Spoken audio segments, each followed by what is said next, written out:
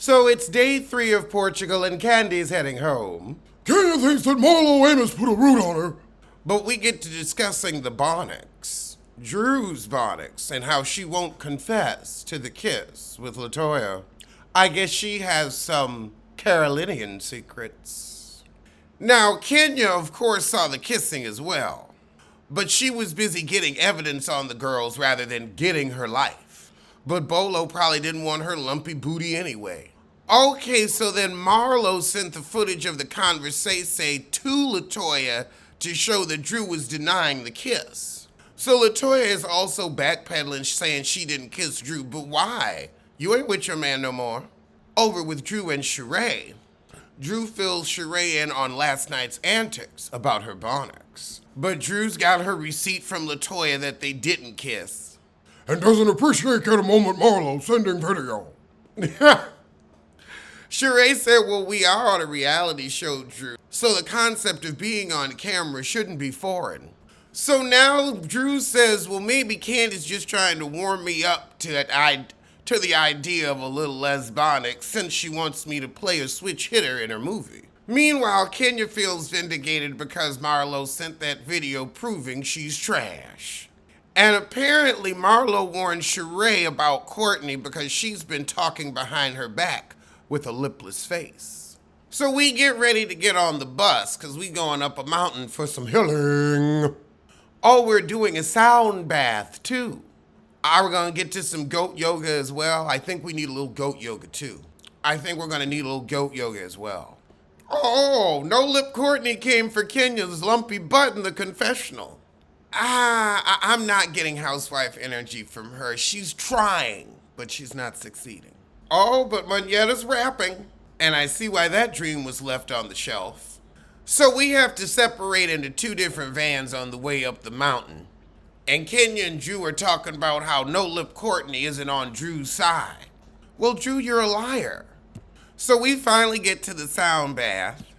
I really feel like this is just white noise during a nap. Oh God, and he humming? I didn't know humming was part of a sound bath. I thought you just listened to some tubular bells.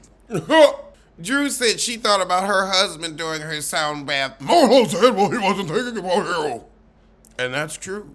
He wasn't thinking about you. So we're having lunch after the relaxing sound bath to now get on each other's nerves and have an upsetting ride back.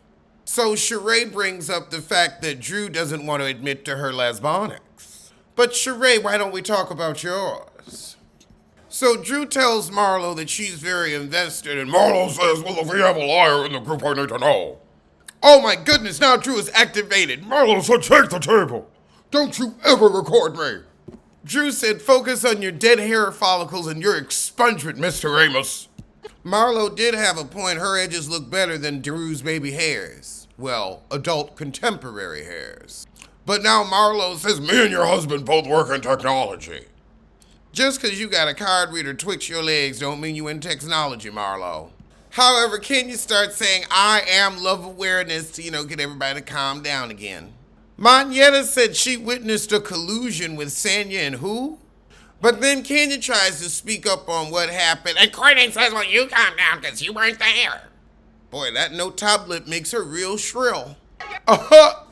Kenya said, well, I am the moment. Courtney said, you're the moment of ass busting because of your funky energy. Sheree said, I'm walking off. Y'all embarrassing me. Sheree, you can't really act, so don't pretend to care. So the group breaks up and Drew pulls Courtney aside and says, now look, because you Ralph's cousin, you got to be with me. Now Drew's mad at Marlo taping, but No Lip Courtney says, but Monyetta taped too. Drew said, yeah, but I knew when Monyetta was taping. Drew gonna say she can't mess with dumbasses, then how'd you end up with Ralph? So now we've got the uncomfortable bus ride back, just like I said. So now we getting ready to go to dinner and argue some more. Kenya's upset that No Lip Courtney came for her. So we get to dinner and suddenly Drew's marriage comes up. Celebrated 8 years of philandering. So now we flash back to them fighting in therapy. Drew's still in therapy, but Ralph is taking a pause. How you gonna be in couples therapy by yourself while your man is catching up on his Floridian secrets? Kenya, why you try to steal Sanya's drink? So Moneta tells Marlo, Toya said you sent that message to her to show Toya how Drew really felt about her. And Marlo said we are. Sanya said, well, Moneta, you was just like Marlo because you ran and told that to Kenya. No Lip Courtney said, and Moneta, you were a part of the collusion with us when we were trying to figure out what was the truth with Drew's kiss. Marlo says, well, I think we need to know who the liar is. And Drew says, well, worry about you and your legal affairs and if you can pass a drug test. Drew tells Marlo keep her name out the mouth, and Marlo says, Juicidora. Now Moneta brings up the fact that No Lip Courtney said Kenya's fall was from karma. I think it was from them house shoes. So Kenya says, well, this tells me that you're heartless and unempathetic. No Lip Courtney get to coughing. But then we go over some of Kenya's harsh reads. Courtney says, well, your character is pure evil. I don't have to defend myself to you. So Sheree gets them to table their argument till tomorrow so they can fight at the winery.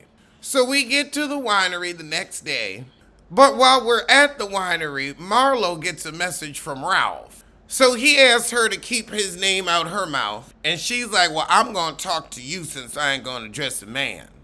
Kenya, however, calms everybody down, and now we doing some dancing. All right, well, that was the shit, and I'm going to see you soon for New York. Let's check out the trailer for Saw 10. So somebody got terminal cancer, and he's going to go see a doctor who might be able to fix it. They got to go to Mexico for the treatment. So we've got high-end treatment.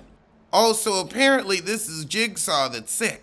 And so apparently the doctors that he went to go see are his previous victims. So then he gets rid of them. So they don't take the tumor out to get back at him, and so then he recaptures them. So he get they butts. It looks scary.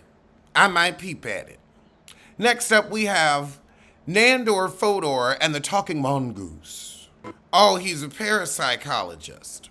So this couple says there's a talking mongoose in their barn named Jeff. So this ghost doctor gonna check it out. So they go to the Isle of Man to see this talking mongoose. So the doctor thinks it's a farce, because the daughter is apparently a ventriloquist. So the mongoose won't come out of the barn where it's hiding and talks to people through a wall. I don't know about that one. It looks like it might end up just being stupid. Eventually the mongoose calls them on the phone. I don't know if I can with that. And now let's check out the trailer for Loki Season 2.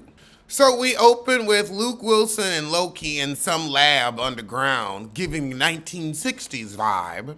And apparently Loki keeps, transporting for no reason. Oh no, he's time slipping. So he's gotta save the world.